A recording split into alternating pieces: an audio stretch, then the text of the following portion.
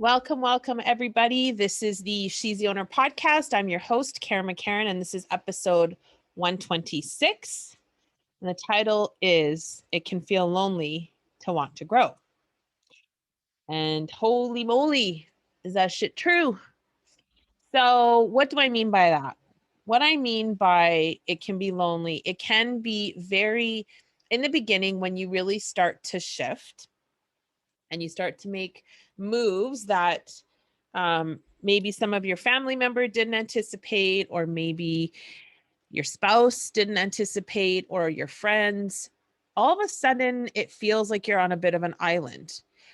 And I would say that was kind of my experience in the beginning when I started really delving into personal development and growth mindset kind of things. And it wasn't intent. Here's the thing I want to kind of make a disclaimer is that it's not an intentional, your family's trying to be mean or alienate you. It's not nothing. It's nothing like that. What it is that they just don't recognize who you are anymore. And that is tricky for a lot of people. So I'm just removing my earrings so it doesn't make any sound. So in the beginning, like you're shedding this version of yourself that you probably didn't even realize needed shedding. And that's a bit unnerving. And it can feel like you don't belong, and it can feel like you're on an island by yourself, and that fucking sucks. But there comes a point where you can't turn around and you can't go back, and that's when real growth is going to happen for you. So for me, when I first went to my first UPW, Business Mastery is my first Tony Robbins event, and that one didn't affect me as like in the same way, even close to the same way as Unleash the Power Within did. Why? Because I could hide behind the content company. I went to Business Mastery with the intention of growing our business and like doing that whole thing. And so when I went to Business Mastery, it was easy to duck behind, what I was there to do in terms of the content company. And so when I went to Unleash the Power Within, that was my first personal development event. I was pretty naive, and actually I've hung out with one of my best friends, new best friends. She's so awesome, Paola Rosser. She has a podcast called Fearless Females. There's a little plug for you, Pepe. But she said to me, she flat out was like, well, didn't you think it was going to be personal development when you walked in? And I was like, well, no, not really. Like, I kind of had it in my head that we would talk about a bit like psychology and stuff, but I didn't know how deep this shit went. And it was very, very, very intense. On day 3, I think I was like, actually, not day 3. The first day, I went into the bathroom and I cried to my then husband, Ken. And I was like, actually, we weren't even together. We were still just chatting and whatever, but he's my best friend. So whatever, I called him. And he was like, well, just come home. I was like, dude, that's not the right answer. You need to force me to stay here. But I really was like, fuck Tony Robbins. He doesn't know shit. I don't even know why I'm here. This is horse shit. Everything's fine. And I had a grown up tantrum. And so I stayed. I walked on fire for the first time that week, or that day, actually. It was a Thursday. And I pushed through it. And as I continued to grow, I started to feel more and more lonely. And I was like, why am I doing this to myself? Like, if I just stay put and stay at the level that, I've been used to, then I won't feel so lonely. But then, like I said, there got to be this point where I was like, I can't. Like, it's like when I started to really learn about big pharma and food, like I couldn't ignore what I was seeing anymore. Like I couldn't go back to being ignorant. And trust me, there are many times in my life where I really wish I hadn't discovered the information, or even about COVID. Like I really wish I wish that I could have stayed asleep about this whole thing, but I can't. I've seen too much, I've read too much, I've heard too much.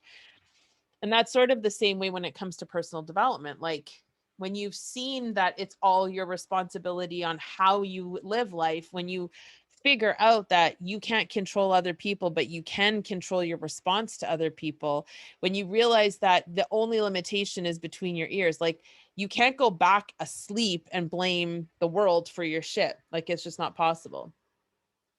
And so that can be a lonely realization in the beginning for sure. And what happens is a lot of the people that you were friends with, it's not even that you have to dramatically be like, I can't be friends with you anymore. That's not what I'm talking about. You can always love on your friends that you've grown up with and love on the people in your life. But it doesn't mean that you necessarily want to follow what they're thinking or what they're doing. And so that's the moment when, there's some friends of mine that have stuck by me and they've grown with me, truthfully. And that's part of why our friendship works so well. But then there are other friends who I haven't talked to in years. Well, they're not growth mindset. They don't want to take the same path that I'm taking. And so it got lonely. Really, it did. And what I discovered along the way is that you sort of have to climb that mountain alone for a bit, and you have to get comfortable in your own skin, and you have to get comfortable with your own thoughts and your own mind and your own quietness. But when you do that, then there's this hump where you get over it. And then all of a sudden you start to meet other people that are like you, other people that are into whatever it is you're into, whether it's growth mindset, whether it's business, whatever the thing is, you start to just organically attract that kind of, your vibe attracts your vibe. That's the whole thing. And so, yeah, like that's, but you have to be patient. You really do. You have to be patient, and you have to be able to just go through the sucky part of it. But I promise you, it doesn't last. I'm surrounded by so many like-minded people now, love-minded, like-minded, heart-minded. Like, we're all very much about the same thing. We're about growing, we're about coaching each other, we're about asking questions, getting curious. Like, if those people weren't a part of my life, then who knows? But I attracted them because of where I headed. So if you're in the beginning of your journey, even if you're somewhere, a few years into the journey and you're like, shit, man, I'm lonely, just keep at it. But just also, remember, like, your vibe attracts your tribe. So just really get clear on, like, am I still holding on to this crappy energy, whatever the thing is, and just get curious about it. That's always at the end of the day, like, questions are the way to get to the answers always. Like, if you have people in your life that are still dragging you down, that's an opportunity to ask yourself, is this, because not them. It has nothing to do with them. It has everything to do with you. So ask yourself, am I negative a lot? Do I complain a lot and not find things to fix or solutions to the problems? Do I play the victim? Right? Like, all those questions, they sting the ego, but the heart's like, oh, thank God you asked it, because now I can move past it. But it's not until then. You have to really get uncomfortable asking the questions that are going to free you from the bullshit that you're currently believing. But it can be lonely, and I'm here. If no one else is in your tribe for right now, I am, and I love you, and I see you, and I'm so proud of you. I'm so proud of all of the things that you're doing. Listening to this podcast, if you're listening, this tells me that you're already on your way to changing your life.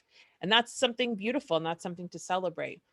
But I get it. So if no one else is hanging with you, I'll hang with you. I love you.